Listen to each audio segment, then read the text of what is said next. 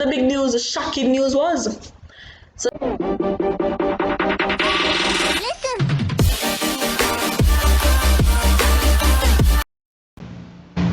what's up, lovelies? Welcome back to another video, this is part 2 of my hospital visit. So I left off when I was telling you guys that I heard my name was calling. So I heard my name and I decided to not answer because I did upset as I tell you. So me hear my name about 3 to 4 times before my answer. I think I answered on the 4th time. I get to just answer that Jesus name because I couldn't bother. And at the same time, I never want as something I give me pretend to the pain, I'm gonna miss it. So I answer it. So when I answer now this water man be like, are you a name so? Look how long I call you, blah blah blah blah blah blah blah blah. If I'm never sick, I'm not answer because whether or not, me sure them say my head did cover, which yes, I heard, but my head did cover, so obviously I sleep, me did I sleep, even though me here, but not talk to me so, not talk to them people that obviously don't know how to deal with people, and they need to find the right match, but anyways, that's not what the video is about. So, the nurse come around and said, oh, you're treating, and she said yes, and she said, alright, we're gonna get you, we're gonna give you, no, she asked me if having drip, me tell her no, it finished. She said, alright, I'm gonna give you one other drip and then somebody will go transfer you to a bed upstairs. Girl happy, cause girl I get bed. Girl happy, cause girl I get bed and me never comfortable on the chair. So I said, alright, then come on and give me the other drip in my hand. I don't think you guys can see, but you can see much burp the palm of my hand them. Much burp them give me palm of my hand. Them you can't see it. There's some under this. I want the dog. But yeah, I get a whole heap of joke, guys. Let me tell you. So yeah, the waterman come now and him transfer me to the room. It was another one, and about the ranking one, so that was okay. He transferred me to the room and I went up there and a nurse spread my bed for me and take me a little time and I go up on the bed. Wait, how am I gonna wheelchair me go up on the ward now?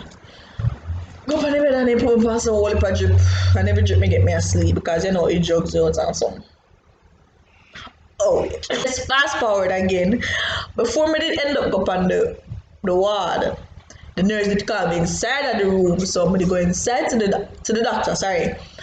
And the big news, alright, so the big news, the shocking news was, so she be like, results came back and we see that you have an information of appendix. Now, I don't know what that means, but if I hear the word information, you fire that. You hear the word fire and that. And once you hear the word appendix, you know, so there's something inside of you where it causes danger. Start fretting around because remember, everybody gone home left me and me alone and I don't know what to do, I don't know. Nobody know if to try to tap me from panic. Start look out of space. She asked me, she asked me if I hear me say yes. Then she tell me the requirements of getting rid of it. So she said they're gonna be doing a surgery. I think she told me the 2 different types of surgeries. And the causes of the surgery and what might happen during the surgery, what might happen after the surgery. So you know, life and death situation. But before she told me it's a life and death situation, she was telling me about some blood thing that after the surgery I might need blood, and if I am able to get persons to donate blood. So I don't know, because I really don't know, because I've never been in a situation where I wanted blood, or I never had anybody in my family where they wanted blood, so, and I didn't know, so I tell her I don't know. So she said, well, you have to know, because if it's that's supposed to save your life, then you have to know if it will. So I said, okay, I'm gonna do a couple calls, and no. Yeah, they say, alright, I'm gonna do a couple calls and plan out. She said, okay. Then she started saying, I try to remember everything. She started to tell me that during the surgery there might be complications. Some things might happen wrong and you have to start all over again. You might lose all kind of negative things and positive things in one. Because you know, in a surgery everything can work out okay, while at the same time something can go wrong, they can misplace something, they can put something if you go to start something, if you do something, some whole heap of something. So start first again, you know. Then in my mind, I say, alright then, this at least one little tip where I not have to really kill up myself because she not mention, right as I said, she not mention, which what I said in my mind was the dead part. Right as I said that to myself in my mind, the lady said, and once again, we all know it's a life and death situation. I said, I could have run from out of the hospital room, go to the door, go scream, I would have done it. I don't like hear about it. Which them say nobody not supposed to afraid of death because everybody are dead, but damn it, if it hit me like that and nobody not dead behind my back for hold up on me and say it's gonna be okay. It was hard. So she said to me that I can choose whether to do the surgery or not. So all the time I listen to me, I'll tell this man say I don't want to do the surgery. But at the same time, so over here so I said, till I say no want to do the surgery and done. But over here so I'd say it's inflammation, appendix, it can write more and bust and kill you, so go ahead. Sometimes I say, alright, we do it. She say, sure, me say yes. She made me sign on a piece of paper. She made me sign some documents giving my right to do the surgery and the blood part.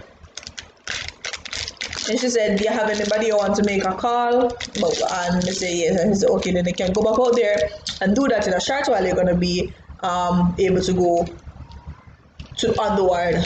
So yeah, that was the part where I got happy when me smack up on the ward.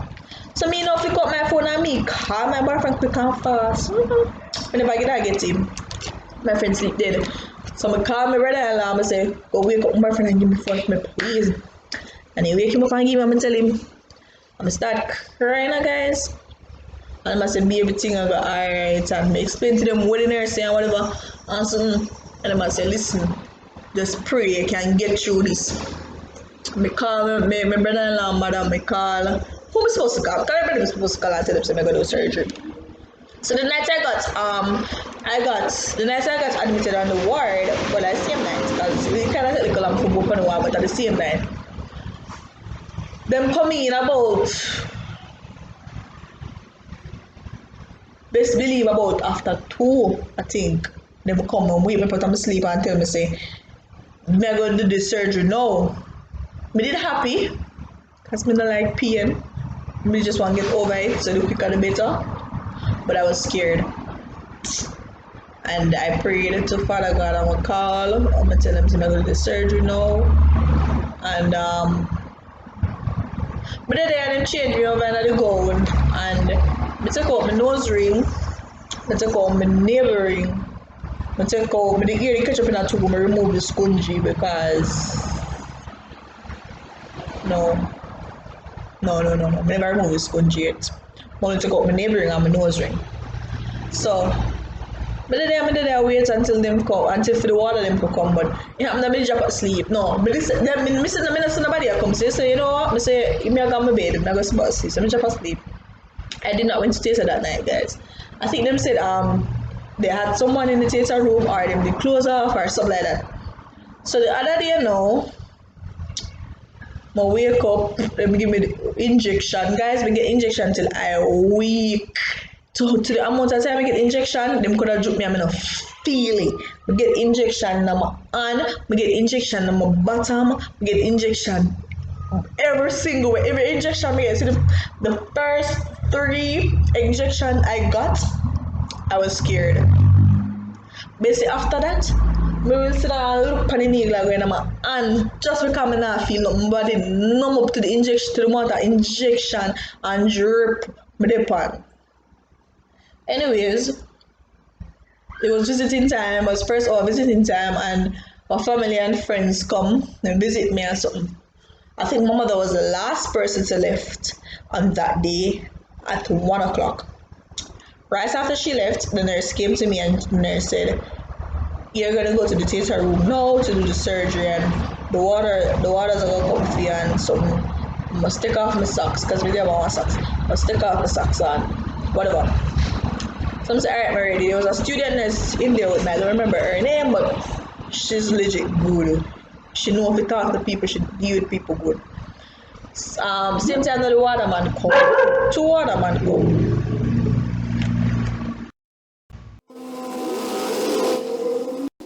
Two watermen came. One here kind of plot up a thing, like he shave two side and put up a top, and the other one normal. You see the one that shave two side and put up a top. Him not enough to talk to people either. Him ignorant. The man come in, remember at the first me I gonna want theater room, at the first me I gonna want surgery, So therefore I don't know what to do. I don't know when I'm supposed to take off or whatever. Then the item to come in here bring my nose ring from the day before. That's all I knew about. The man cuss. She not ready. She have on her socks and she are here to catch up same way. I said, how many supposed to know if I have on socks and make her to catch up? I said, them people I really need to know to talk to somebody. At the same time now the student nurse rush come back around. She took off my socks and then pull up here. Made catch up with that too. She pull up here. So but they kinda asked them why all of that of go on. She them said I for go in a theater room like the day I was born. For going there like the day I was born. I really don't know why.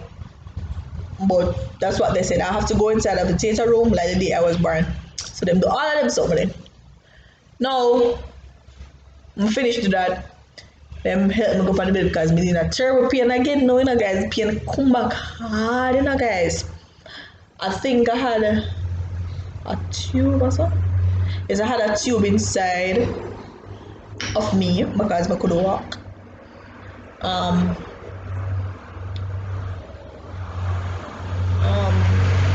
Them care forgot it, so them send the people them supposed to sign up on something. Then them escort me to the theater room. Now, when I arrived at the theater room, they did all lamb and drowsy, because they give me drip. Like I had to take a drip and the drip have to finish before I go to the theater room because the drip helped me to drowse, while when I go to the theater room, I give me something else to put me in a coma. So the drip the finish now and no, it never finish. I go up to the theater room and look at it and them have it and they were long for the drip to finish and it finally finish. Nurse and doctors I walk up and down, them put on them gloves and whatever. The lady came to me and asked me if this was my first surgery. I told her yes. You know about the link of check-ins and something. She asked me if I have ulcer. I told her I only had acid reflux. I went to the doctor for acid reflux a couple months ago and she said okay. She asked me if they explain to me about the requirements that's going to be taking place here and what might happen and what might not happen and the after effects and the during. I said yes, them explain to me and she said okay, I have no. I said no. I'm going to tell you one thing, I just hurry up and go ahead, I don't remember all of them sitting there again, So before that, let's fast forward again. We kind of miss out some little things. When I heard that I was going to the theater room at 1 o'clock, I called up my mother and I tell her that I'm going to the theater room. She said okay, and let's pray, and she prayed for me. I call my boyfriend and pray for me. There was this pastor man that when I was at my workplace, he came there and it just interested me because I was thinking outside and he asked me if I'm a Christian. I said him no, and so why I don't baptize because he see the Christianity in me, and he started to guide me in the right way, not forcing me though to be baptized, but guiding me in the right way. So he called. That gentleman called before I went to the theater and he said that the Lord leads him to pray for me. And no wait. Yes. And I told him what happened and he prayed for me, and on that day I got my life saved. I say that day I got saved. He prayed for me and he tell me, he said a couple scripture before me realize I must pray. I had another friend that met me in store also, and she told me that I'm a strong girl and whatever I go through I will make it and I am going to be better in life, and so she called and she prayed for me also out of nowhere. So at that moment I was feeling really feel good in myself because I said, whoa, imagine I don't even know this person like that. Like I met them like a couple weeks or even a month ago, and I met the female weeks ago and I met the gentleman I think a month or two.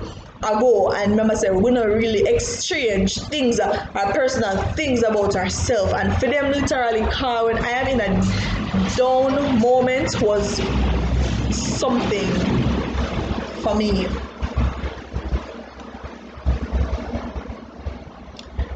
Right? And I felt good and I prayed, and the student nurse and her colleague prayed for me also, and then off to theater room also, back to theater room.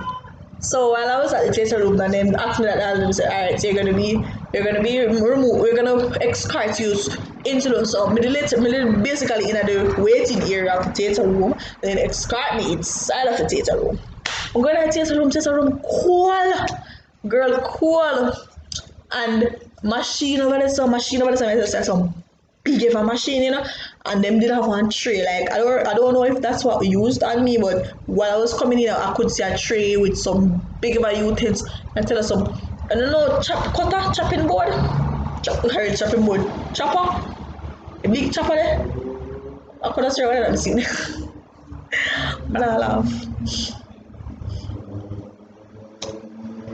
General Star. So yeah, and they put me to the area. They give me oxygen. Then she said, after they give me like oxygen, now she said, she removed the oxygen, and the lady said that they're gonna give me something that could make me go to make me go to sleep and then come as I don't feel nothing what's gonna happen, and it's gonna take about, I think she says it's gonna take about half an hour to do the surgery, and right after that I'll be awake, and everything will be alright if everything goes well.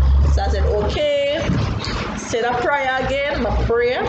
She give me the something in my week. She said, don't close your eye, keep blinking.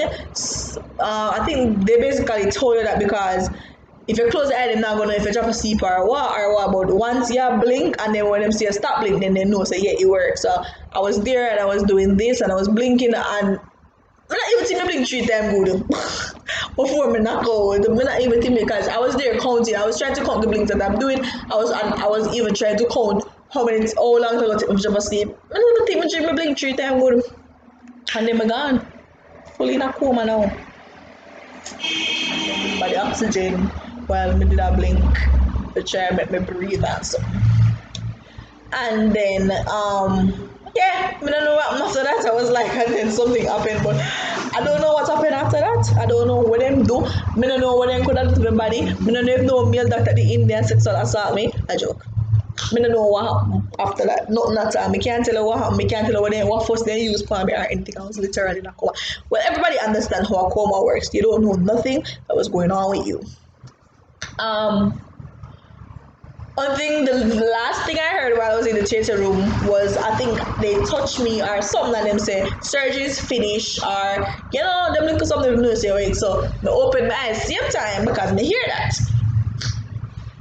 And then the nurse told me that I'm not going to be able to stay awake enough because we're still weak, my body's still weak, and I just come out of coma.